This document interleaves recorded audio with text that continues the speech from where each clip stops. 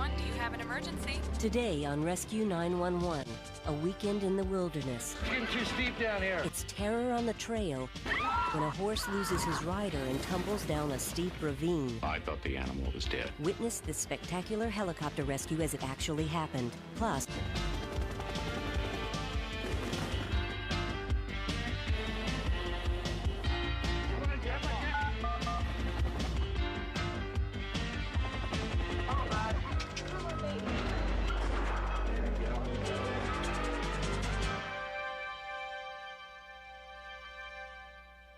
in a crisis, when minutes can save lives, time and distance are a rescuer's worst enemy. I'm William Shatner. Tonight on Rescue 911, true stories of heroes who let nothing stand in the way of giving others a second chance at life. We begin on May 17th, 1992, as Sherry Giangrossi and a couple of friends set out on a day-long trip in the foothills of the Sierra Nevadas in Northern California. Some of the footage in the story was taped as the actual events unfolded.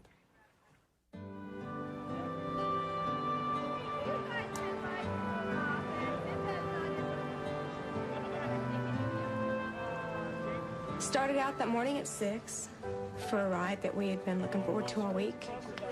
Oh yeah, Fred and Christina would like it too. Christina would really love it. We didn't really have a plan for the ride that day, so it suggested that we go down the river and we could water the horses and build a battle plan for the rest of the day because it's still early.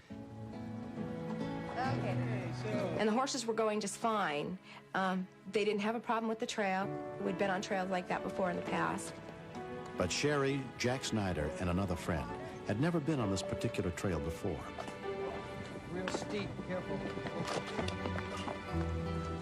Whoa, hold it right there. It's getting too steep down here. Whoa, whoa, whoa. Easy now.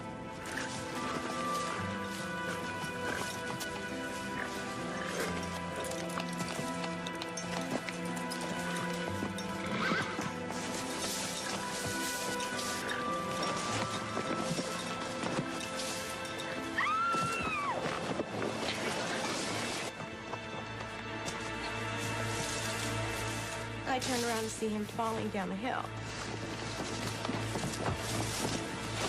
And I couldn't do anything to help him.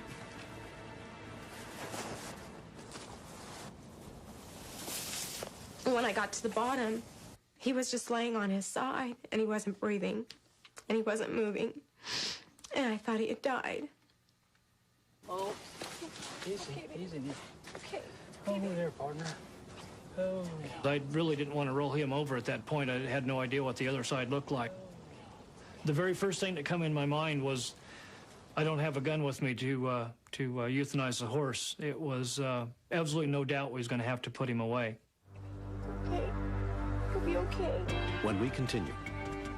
He was in very poor shape. His heart rate was real low, and I was wondering whether he was just going to die on the spot.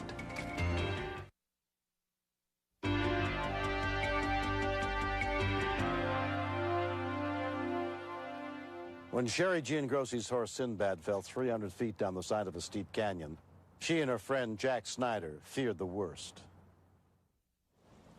Sherry, this leg is awful bloody, but I don't think it's broken. I assessed the horse. I rubbed him down and couldn't feel a great deal of heat, certainly no protruding bones, and I was amazed that he'd gone where he had gone, and there was absolutely nothing appeared to be broke. Come on, son. Come on. Come on, baby, get up. Come on up. Come on up. Come on up.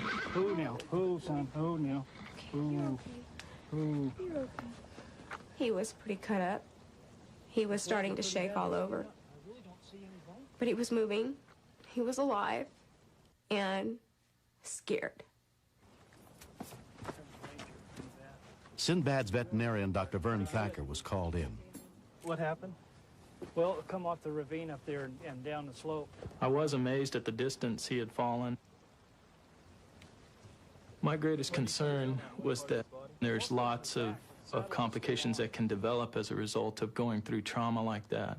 He took a terrible fall. A fall that no horse should have lived through. There you go, Sherry. And we're trying to figure out how we would get him out, or how we could get him out. There was no way to get him back up to the top. Well, we'll treat him for the shock. Initial considerations were to push him off into the water and take him down to a trail to where he could walk out of. But he wasn't walking very well, and he was shocky. I didn't think he needed any further trauma. All right, Cherry, we'll get...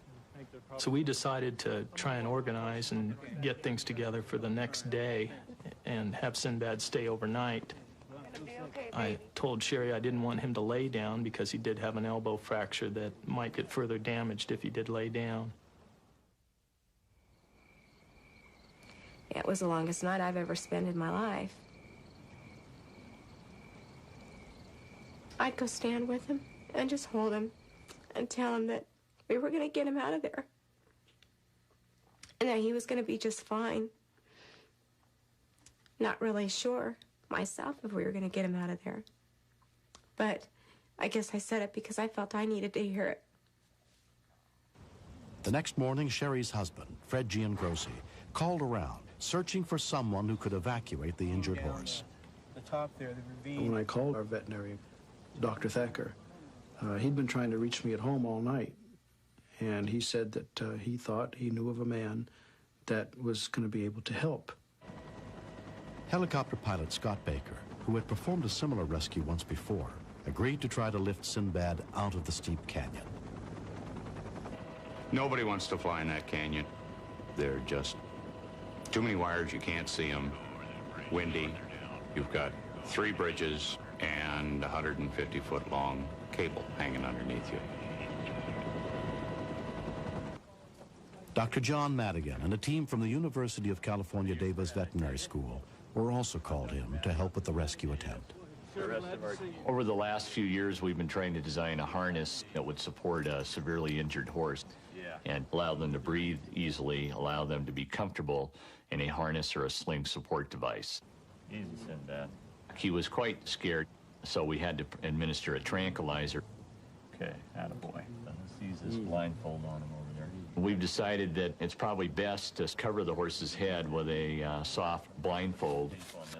Horses can panic, they can become frantic, and they tend to withdraw a little bit with a blindfold. They actually don't panic in the dark.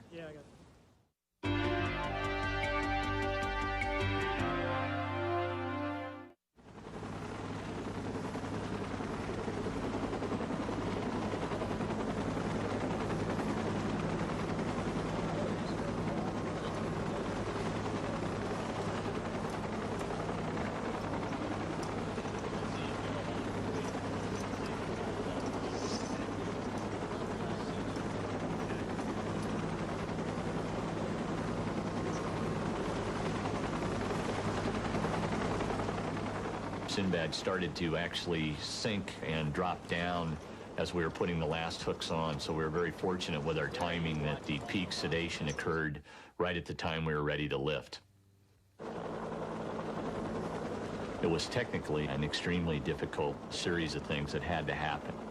He had to gradually move him away from the bridge and then get over the bridge to fly out.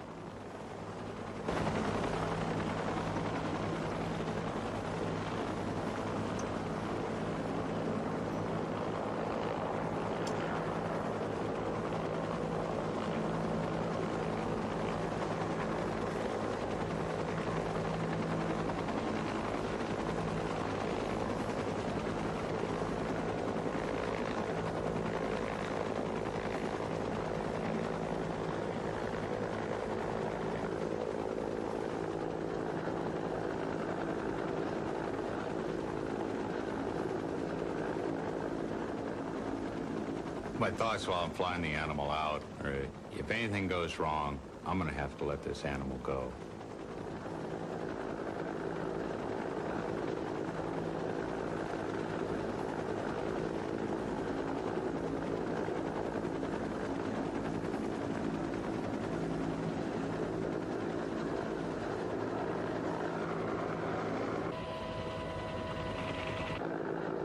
The plan was to fly Sinbad 5 miles to a field next to a ranger station.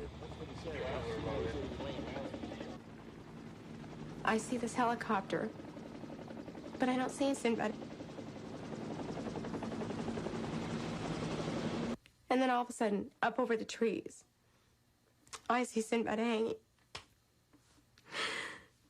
at the bottom of this helicopter, and I was just so thankful that he had made the flight.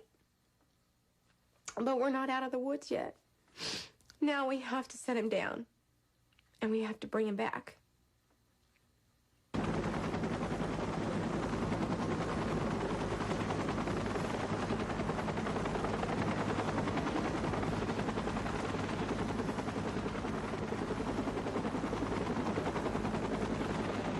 When I saw the animal, knees give, go right to the ground, didn't seem to want to stand at all, I thought the animal was dead. He was in very poor shape as compared to the day before. His membranes were very gray. His heart rate was real low, and I was wondering whether he was just going to die on the spot.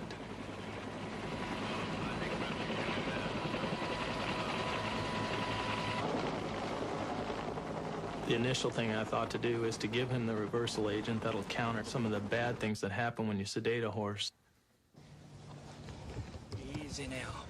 It's okay. And pretty soon, he started to roll his eyes. And his color started coming back. And he started moving. Come on, son. Come on up. Come on, sit up. Baby. Come on, baby. Come on up. Come on up. Come on up. There you go. Oh, now. He was standing. And it was an exhilarating I feeling. don't believe it, but he don't look too bad. I don't know what the prognosis is going to be for him, but he's going to be back home. And he's made it through something that this was a total miracle. 3 months later, Sinbad continues to recover from the fractured elbow he suffered in the fall. Sherry looks forward to a day when she may be able to ride him again. The people that helped rescue Sinbad, there is a lot of heartfelt things for them. Because if it wasn't for what they did, I wouldn't have him. Oh, yeah, what a good boy. Just for Sinbad, a little no-name horse that to most people probably isn't worth anything, but is my family. Hi. Sinbad's recovery was quite amazing. He just had the heart to come through this with flying colors. He healed very well in spite of taking such a bad fall.